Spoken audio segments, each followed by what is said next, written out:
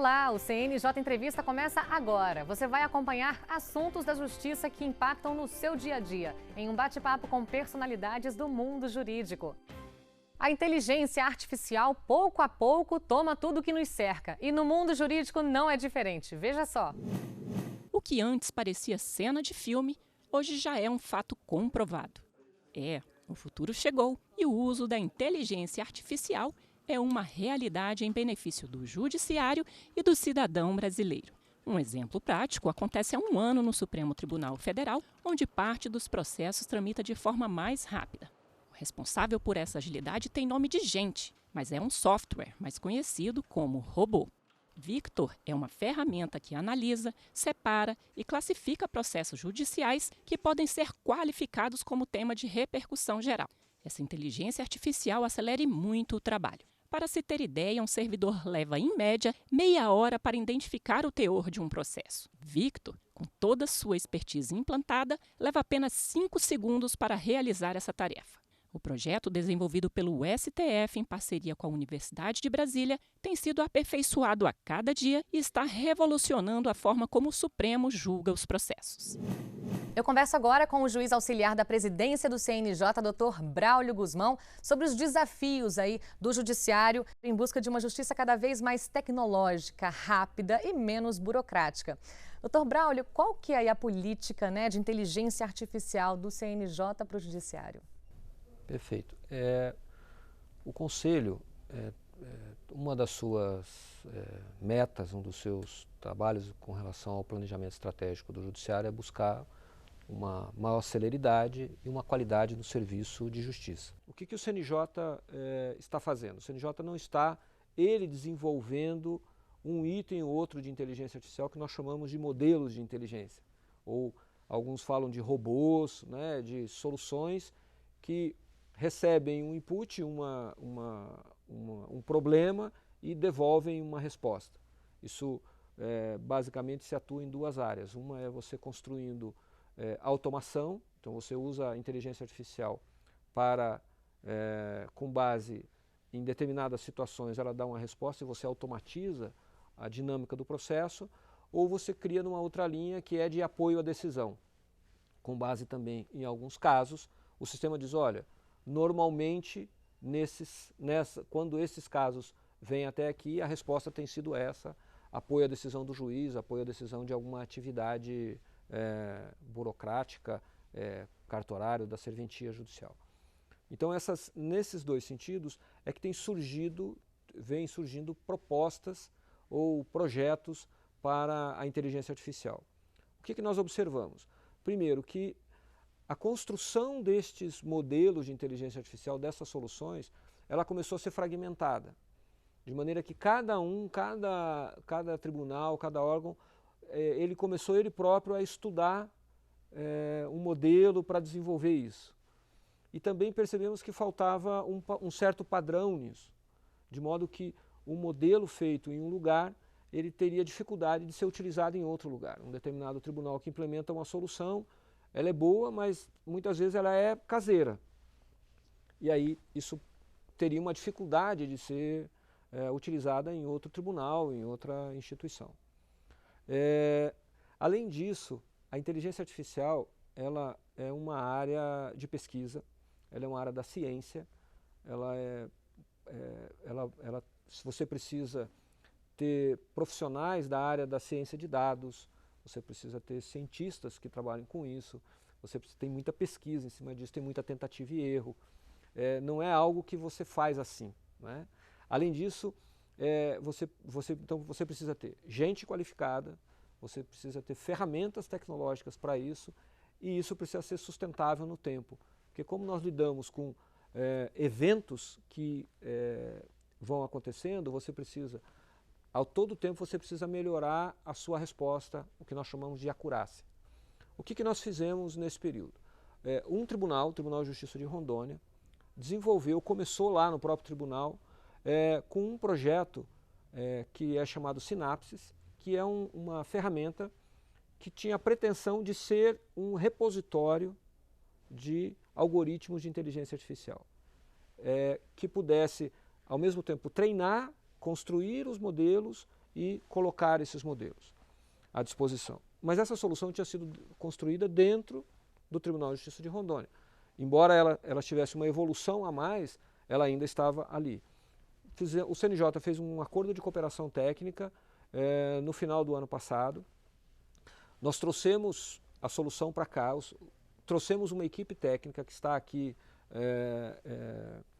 imersa aqui no CNJ, né, está residente aqui, e começamos a trabalhar para que esta solução passasse a ser uma solução nacional, de maneira que ela pudesse ser algo que pudesse ser aproveitado por todos os tribunais, de maneira que ela pudesse, de maneira que ela vai funcionar em que cada tribunal vai poder desenvolver os seus modelos de IA, de inteligência artificial, os seus algoritmos, nesta plataforma, que está sendo disponibilizada num conceito de nuvem, e que todo e qualquer tribunal vai poder usar aquilo que ele fez e aquilo que outros fizeram, dentro de um padrão tecnológico, e com uma série de soluções já prontas, disponíveis, tudo open source, tudo disponível, para que o tempo necessário para construir esses algoritmos seja atalhado.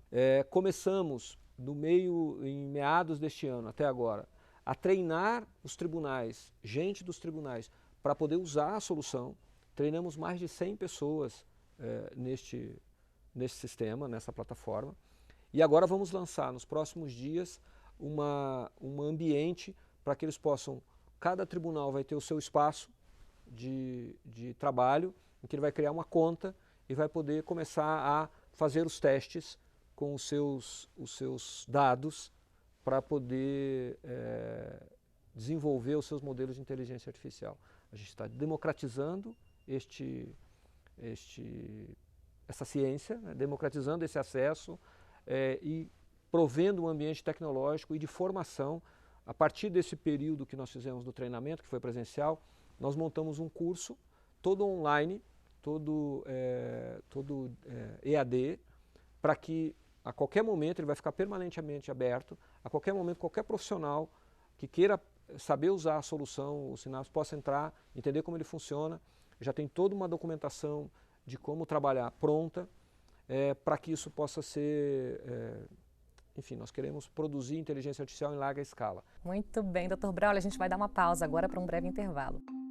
E no próximo bloco a gente continua a nossa conversa sobre os desafios da inteligência artificial no judiciário. Não saia daí.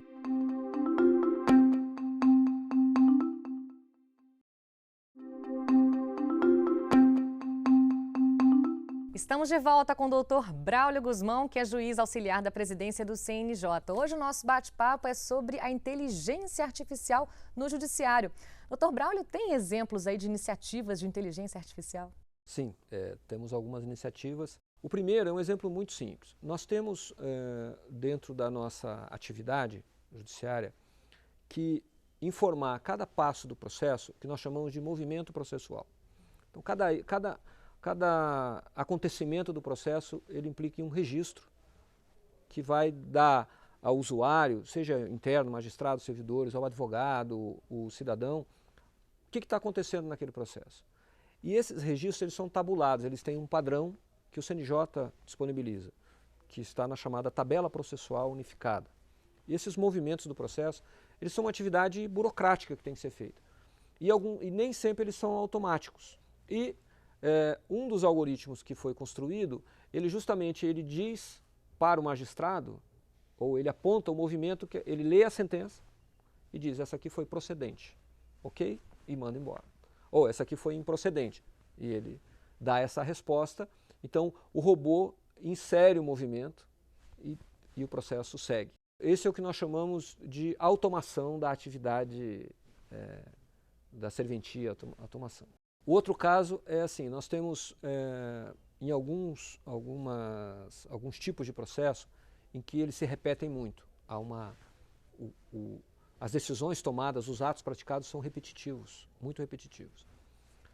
E aí existe uma funcionalidade que se chama assinatura em lote de documentos. Então, às vezes você tem lá 20, 30, 40, 100 despachos de encaminhamento para um processo que são muito semelhantes.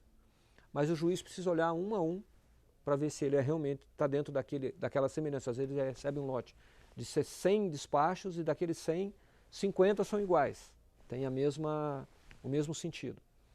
Então nós temos um outro algoritmo que diz para ele, ó, desses aqui, 95%, tem 50 aqui que 95% é o mesmo, mudou o nome e tal.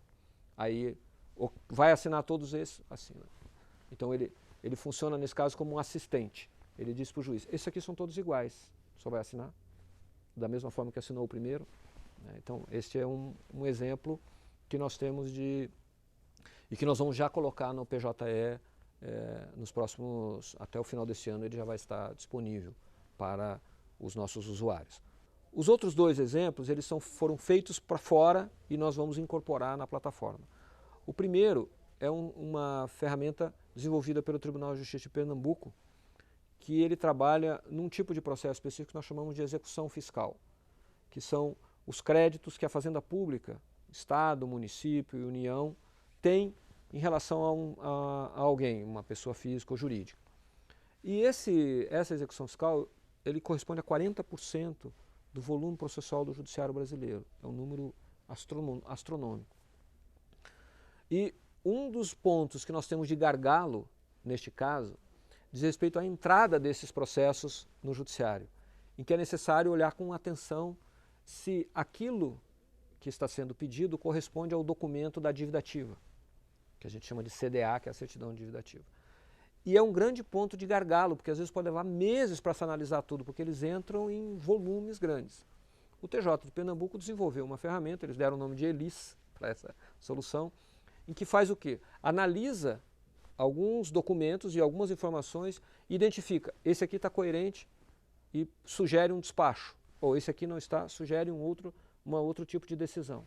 E o último, que é um outro exemplo, foi um trabalho feito o ano passado, ano 2018, 2017, 2018, pela Infam, que é a Escola de Formação de Magistrados, que é uma ferramenta chamada Corpus. Corpus ele trabalha a partir de dispositivos de lei, mostrando quais são as decisões do STJ e do Supremo Tribunal Federal em relação àquele texto de lei. Qual é o posicionamento do tribunal em relação àquilo.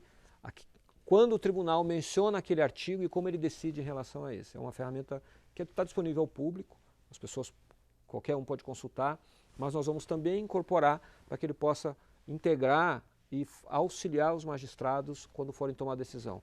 Exemplos, né, tanto de coisas que nós construímos e de outros que nós vamos receber para colocar à disposição do judiciário. Mesmo que alguém tenha feito um robô, tenha um algoritmo que ele fez dentro da sua própria estrutura e tal, nós construímos, esse ambiente que nós construímos, ele permite que ele seja hospedado lá. Então, nós podemos receber também algoritmos já feitos por outros para ficarem disponíveis nesse sistema e integrar toda a comunidade, né, que está construindo junto conosco essa política.